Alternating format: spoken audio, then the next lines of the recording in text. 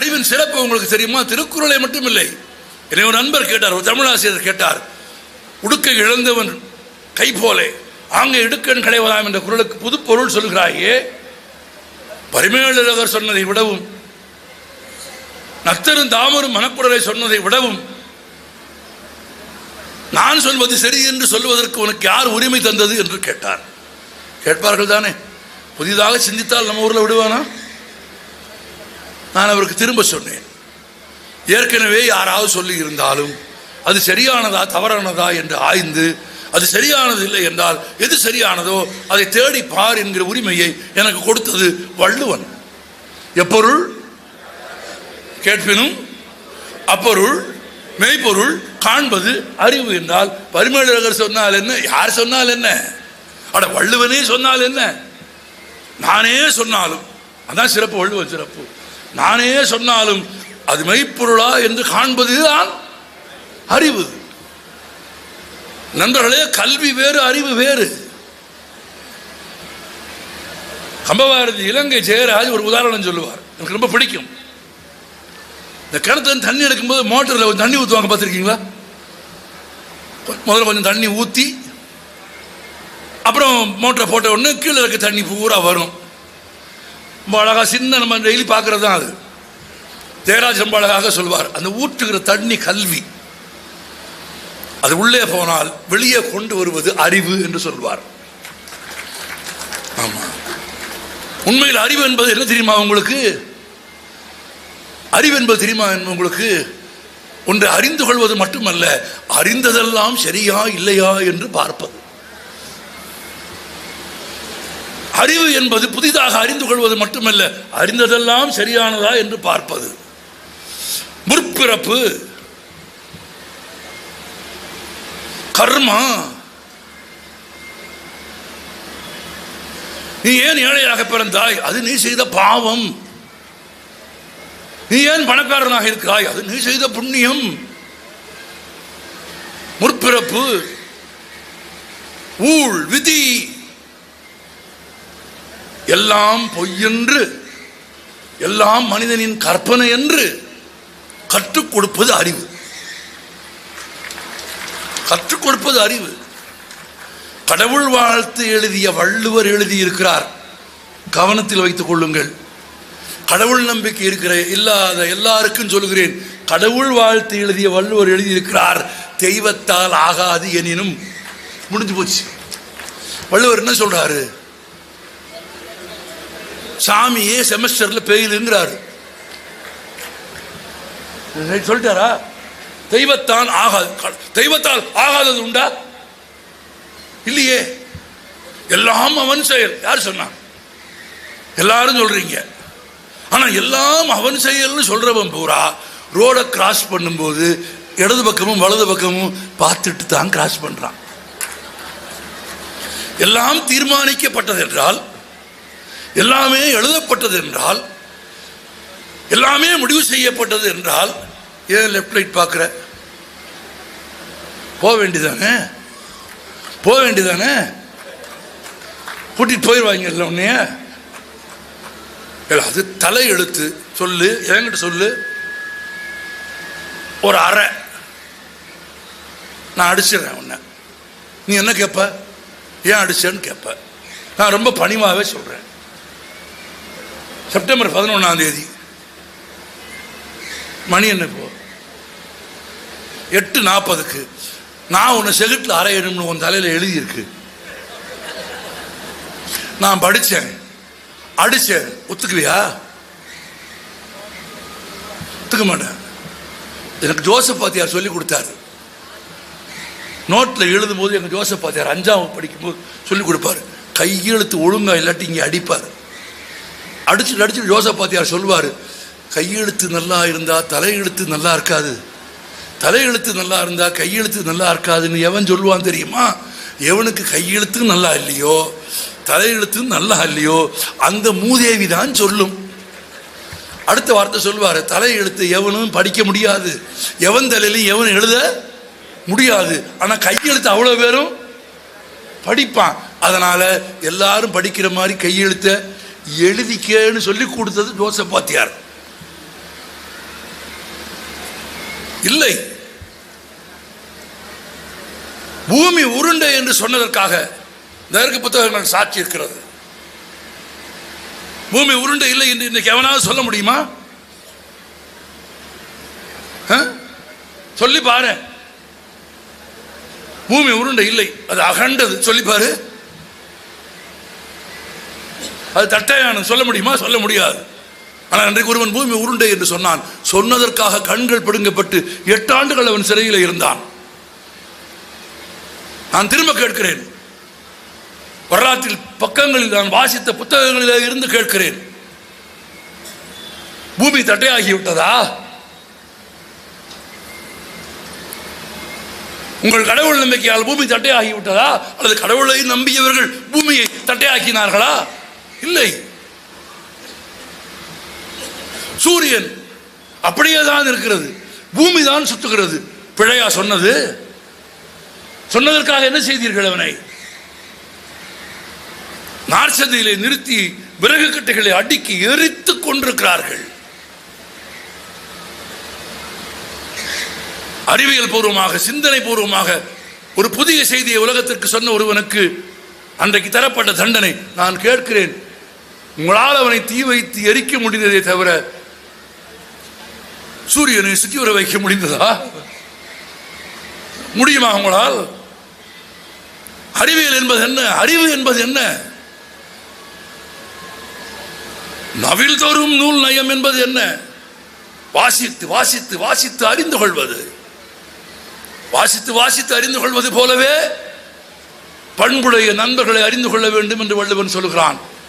நான் உங்களுக்கு இந்த அரங்கத்தில் சொல்கிறேன், எல்லா புத்தகங்களும் நல்ல புத்தகங்கள் அல்ல. அப்படி சொல்வதற்கு எனக்கு எந்த தயக்கமும் இல்லை. எல்லா அரச மரமும் போதி மரம் அல்ல. போதி மரத்தில் அமர்ந்த அடியில் அமர்ந்த எல்லாரும் புத்தன் இல்லை. எல்லா புத்தகங்களும் சிறந்த புத்தகங்கள் என்று யார் சொல்ல முடியும்? சொல்ல முடியாது. விதவைகளுக்கு திருமணம் செய்து வைக்கக்கூடாது என்று எழுதி ஒரு புத்தகம் இருந்தால் அது சரியான புத்தகமா தவறான புத்தகமா? பேச மாட்டீங்களா? அப்புறம் அது ஏற்புடைய புத்தகமா?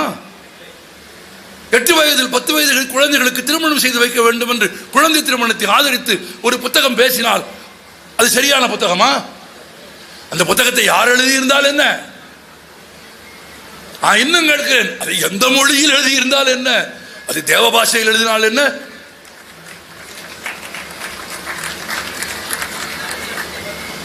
ஐரோப்பிய மொழியில் எழுதினால் என்ன? நீங்கள் ஏன் கைதட்டினீர்கள் என்று எனக்கு புரியவில்லை. நீ எந்த மொழியில் வேண்டுமானாலும் எழுது. 8 வயது குழந்தைக்கு திருமணம் செய்து வைப்பது என்பது இன்றைக்கு உலகம் ஏற்றுக்கொள்ளுமா? அந்த புத்தகத்தை நீங்கள் ஆதரிப்பீர்களா? பெண்களுக்கு மறுமணம் செய்யக்கூடாது என்பதை நீங்கள் ஏற்பீர்களா? நான் நேரடியாக கேட்கிறேன். பிறப்பால் நீ உயர்ந்தவன், நான் தாழ்ந்தவன் என்று சொல்லுகிற புத்தகம் ஏற்புடைய புத்தகமா இல்லையா? இல்லை. பிறப்புக்கும் எல்லா உயிர்க்கும் என்கிற புத்தகம் தான் ஏற்புடைய புத்தகம். நீ பிறக்கும் போது குழந்தை, இறக்கும் போது பிணம், இடையில் ஏற்றுக்கொண்ட சாதியும் மதமும் உன் அழுக்கு, நீ சுமந்த சிலுவை, அல்லது உன் பிறப்பால். இன்னும் நானே அடிக்கடி சொல்லுவேன், நான் கிருஷ்ணகுமார், என் பெயரால் நான் இந்துவாக அறியப்படுகிறேன். ஒரு இந்து பெற்றவர்களுக்கு பிறந்ததால் நான் இந்துவாக அறியப்படுகிறேன். நாய்க்கு பிறந்தது நாய் தானே. நான் இந்துவாக அறியப்படுவதிலே மகிழ்ச்சி கொள்கிறானா? இல்லை. நான் இந்துவாக அறியப்படுவதை காட்டிலும் கிறிஸ்தவனாக, முகம்மதியனாக, யூதனாக அறியப்படுவதை காட்டிலும் மனிதனாக அறியப்படுவது அல்லவா சிறந்தது? ஒரு தாயின் வயிற்றில் நானும் நீங்களும் பிறந்த போது நமக்கான உணவு எங்கே கூட கிடைக்கிறது என்று தெரியாத பேதமையோடு இந்த உலகத்திற்கு வந்தோம் இல்லையா? வந்தோமா இல்லையா? நான் கேட்கிறேன், அந்த கணத்தில் தாயையும் குழந்தையையும் பிரியுங்கள். ஒரு தர்க்கத்திற்காக சொல்கிறேன். பிரித்த கணத்திற்கு பிறகு அந்த குழந்தைக்கு சாதி உண்டா? பிறந்த குழந்தைக்கு சாதி உண்டா? இல்லை. பிறந்த குழந்தைக்கு மதம் உண்டா? இல்லை. அட, பிறந்த குழந்தைக்கு மொழி உண்டா? கிடையாது. பிறந்த குழந்தைக்கு கண்ணீர் கிடையாது. பிறந்த குழந்தை அழுதால் கண்ணீர் வராது. 3 மாதங்களுக்கு பிறகுதான் கண்ணீர் வரும். ஏனெனில் மருத்துவ விஞ்ஞானம் கண்டுபிடித்திருக்கிற உண்மை, குழந்தை பிறந்து 3 மாதங்களுக்கு பிறகுதான் குழந்தைக்கு கண்ணீர் சுரப்பி உருவாகும். பிறகுதான் அழ ஆரம்பிக்கும். இன்னும் சொல்ல போனால் நம்மோடு சேர்ந்த பிறகுதான் அது அழ ஆரம்பிக்கிறது. அப்படியானால் அது பிறப்போக்கும் எல்லா உயிருக்கும். நான் கற்ற கல்வி, நான் படித்த கல்வி எனக்கு சொல்லிக் கொடுத்தது மொழிகளை தாண்டி, இனங்களை தாண்டி, தேசங்களை தாண்டி உலகம் யாவையும் தாமுளவாக்கலும். அதுதான் தமிழர் இலக்கியம், அதுதான் கம்பராமாயணம். உலகலாம் உணர்ந்து ஓதற்கரியவன், அதுதான் பெரிய புராணம். ஆதிபகவன் முதற்றே உலகு, அதுதான் திருக்குறள். யாதும் ஊரே யாவரும் கேளிர். இந்த உலகத்தில் எந்த மொழியில் இருக்கிறது சொல்லுங்கள்? ஒரே மொழி. 3500 ஆண்டுகளை கடந்து இதோ இந்த உலகத்திலேயே அந்த மொழிதான் மூத்த மொழி என்று உலகத்திற்கு சொன்னது கீழடி,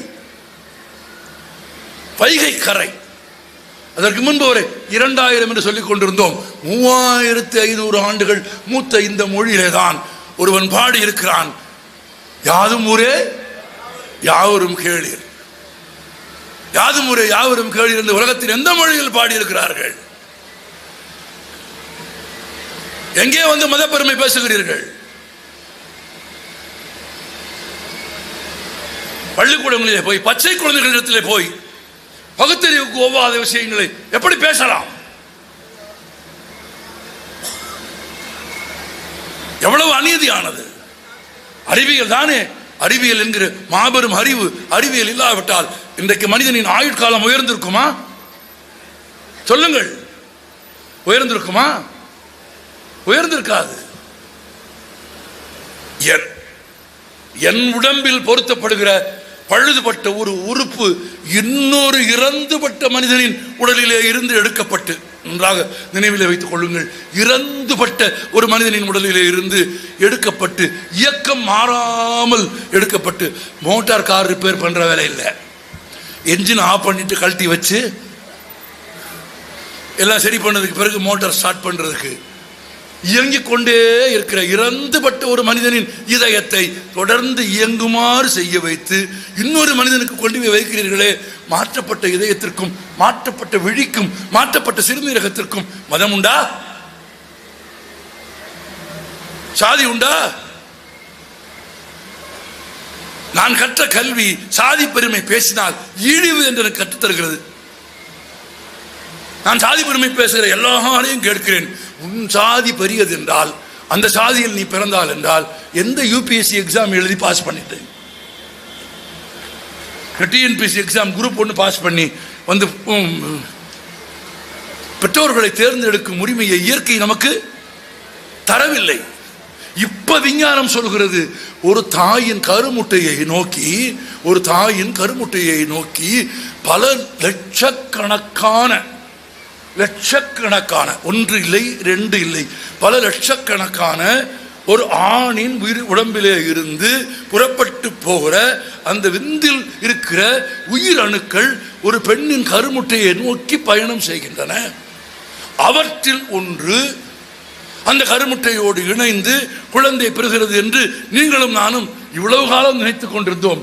இப்போது மருத்துவ விஞ்ஞானம் சொல்லுகிறது, அப்படி எதிரே நீந்தி வரும் பல லட்சக்கணக்கான உயிரணுக்களில் தன்னோடு சேரும் உயிரணுவை பெண்ணின் கருமுட்டை தான் தேர்வு செய்கிறது என்று விஞ்ஞானம் சொல்லுகிறது.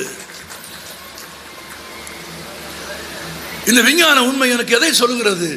அறிவியல் ரீதியாக, உயிரியல் ரீதியாக மனிதன் இயற்கையின் ஒரு பகுதி. பிறக்கிற குழந்தையின் எடை எவ்வளவு? 3 கிலோ. 3 கிலோ என்ன? சதை, எலும்பு, தோல். சதை, எலும்பு, தோல், கேசம் இவைகளை ஆய்வு செய்து பிரிக்கிறது. உடம்பில் எவ்வளவு தண்ணீர், எவ்வளவு குருதி. விஞ்ஞானம் பிறந்த குழந்தையில் எவ்வளவு பாஸ்பரஸ் இருக்கிறது, எவ்வளவு இரும்பு இருக்கிறது, எவ்வளவு மக்னீசியம் இருக்கிறது, எவ்வளவு பொட்டாசியம் இருக்கிறது, எவ்வளவு தண்ணீர் இருக்கிறது விஞ்ஞானம் சொல்லுகிறது. நீ பிறக்கிற போது, குழந்தையாக இந்த உலகத்தில் இருக்கிற போது இயற்கையின் ஒரு பகுதி நீ. அதற்கு பிறகு நீ சாப்பிடுகிற உணவு என்ன? நீங்கள் எந்த உணவு வேணாலும் சாப்பிடுங்கள், நான் அப்படித்தான் சொல்லுவேன். நீ அதை சாப்பிடாதே இதை சாப்பிடாதே என்று நான் ஒரு நாளும் சொல்ல மாட்டேன். அப்படி சொல்லுவதற்கு இந்த உலகத்தில் யாருக்கும் உரிமை கிடையாது.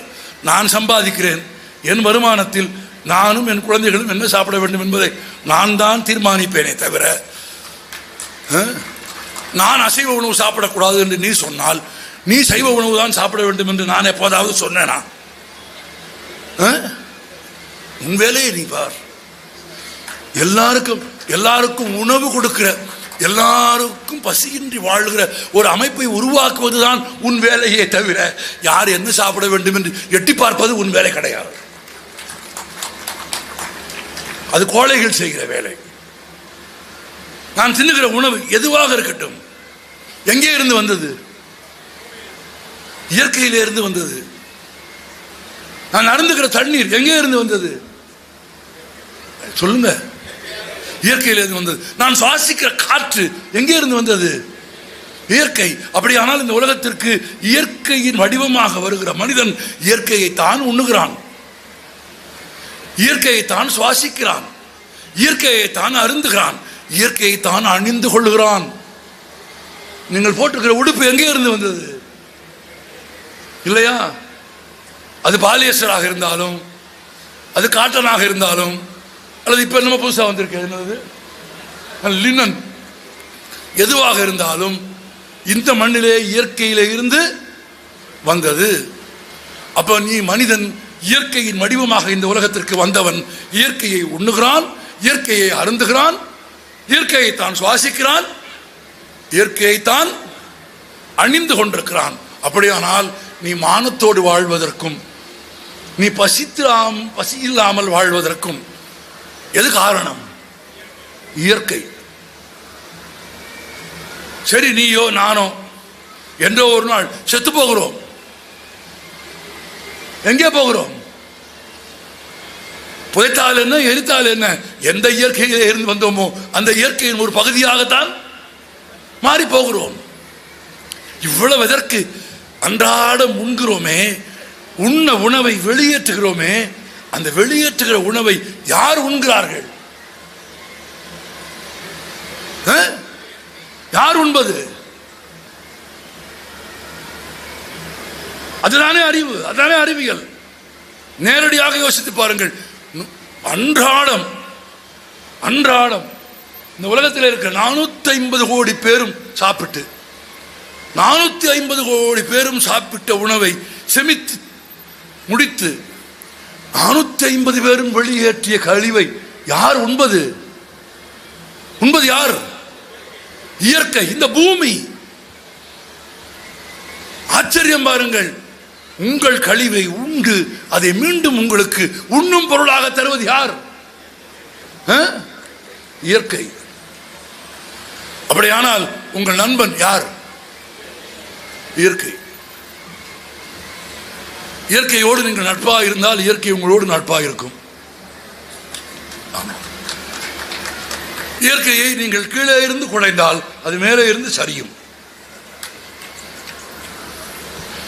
அது சீற்றம் கொண்டால், அது கோபம் கொண்டால், அதை எதிர்த்து உங்களால் ஒருபோதும் நிற்க முடியாது. மனிதன் அற்பமானவன், அற்பத்திலும் அற்பமானவன். ஒரு இரவில் வருகிற வெள்ளத்திற்கு மனிதனால் ஈடு கொடுக்க முடியாது. பெருகி வருகிற வெள்ளத்தில் ஒரு வாய் தண்ணீர் மனிதன் குடிக்க முடியாது. குடிக்க முடியுமா? குடிக்க முடியாது. அந்த தண்ணீரை மழையாக வந்து வெள்ளமாக இல்லாமல் இருந்தால்தான் அருந்த முடியும். இயற்கையின் கருணை இருந்தால்தான் நீங்கள் அருந்த முடியும், சுவாசிக்க முடியும், உண்ண முடியும். உங்கள் கழிவை உண்டு அது மீண்டும் உங்களுக்கு உணவாக தரும். அப்போ நீங்கள் நட்பாக இருக்க வேண்டியது யாரோடு?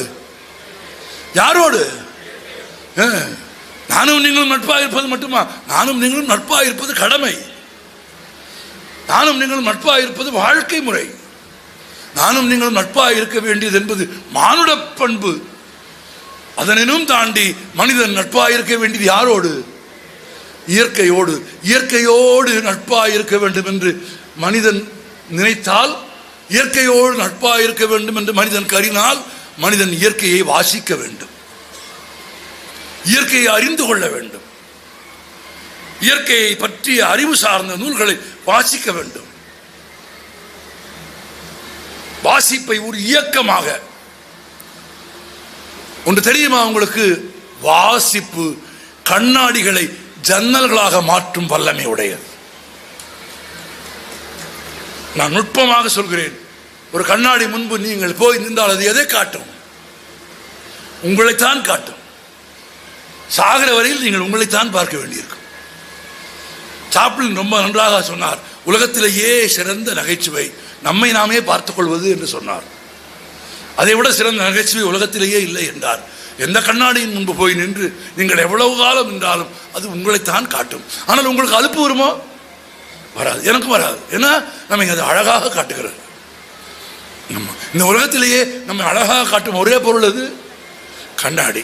ஆனால் ஒன்றும் ஒரே ஒரு தப்பு, கண்ணாடிக்கு இடது வலது வித்தியாசம் தெரியாது. நீங்கள் கோவித்துக் கொள்ளக்கூடாது. நான் சொல்றது வேற. ஏன்னா அவர் தோழரை வச்சு சொல்லக்கூடாது. கண்ணாடிக்கு இடது வலது வித்தியாசம் தெரியாது. கண்ணாடி முன்னால் போய் நின்று நீங்கள் வலது கையால் சாப்பிட்டால் அது இடது கையால் சாப்பிடும். ஆமாம். தென்னிந்திய பெண்களை வட இந்திய பெண்களாக காட்டும், வட இந்திய பெண்களை தென்னிந்திய பெண்களாக காட்டும். கண்ணாடிக்கு தோற்றப்பிழை உண்டு. கண்ணாடி உங்களைத்தான் காட்டும்.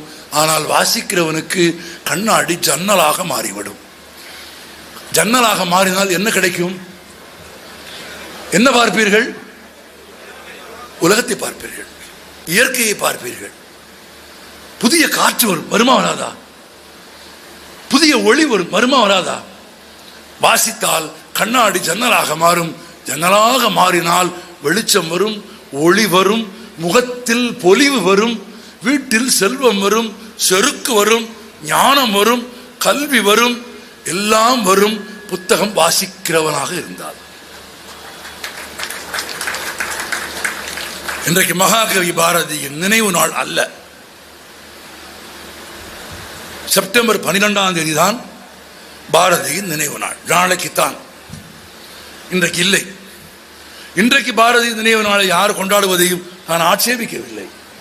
ஆமாம், எல்லா நாளும் கொண்டாடினாலும் எனக்கு சந்தோஷம்தான். எல்லா நாளும் கொண்டாடப்பட வேண்டிய கவிஞன் தான் அவன். ஏனென்றால் அவன்தான் வாசிப்பில் எனக்கு இயற்கையின் அற்புதத்தை கற்றுக் கொடுத்தான், உயிர்களை பற்றி காதலிக்கும் மேன்மையை கற்றுக் கொடுத்தான், மதங்களையும் சாதிகளையும் மொழியையும் கடந்து இந்த உலகத்தை பார்க்கும் பார்வையை அந்த மகாகவி தான் எனக்கு கற்றுக் கொடுத்தான். செப்டம்பர் 12ஆம் தேதி அதிகாலை 1:30 மணிக்கு திருவல்லிக்கேணியில் தான் வாழ்ந்த இல்லத்தில் பாரதி காலமானான். பாரதியின் மரணச் சான்றிதழில் 12 செப்டம்பர் என்று இருக்கிறது. 5 ஆண்டுகளுக்கு முன்பே அதை தமிழக அரசின் கவனத்திற்கு உரிய சான்றோர்களின் மூலம் கொண்டு போய் எல்லா கல்வெட்டுகளிலும் எல்லா நினைவகங்களிலும் அந்த தேதியை 12 செப்டம்பர் என்று மாற்றும் திருப்பணியை நாங்கள் நிறைவேற்றிவிட்டோம். ஒரு வரலாற்று பிழை நடக்கக்கூடாது என்பதற்காக 12 செப்டம்பர் என்று மாற்றியிருக்கிறோம். 12 செப்டம்பர் தான் அவர்களுடைய மரணச் சான்றிதழிலே இருக்கிறது.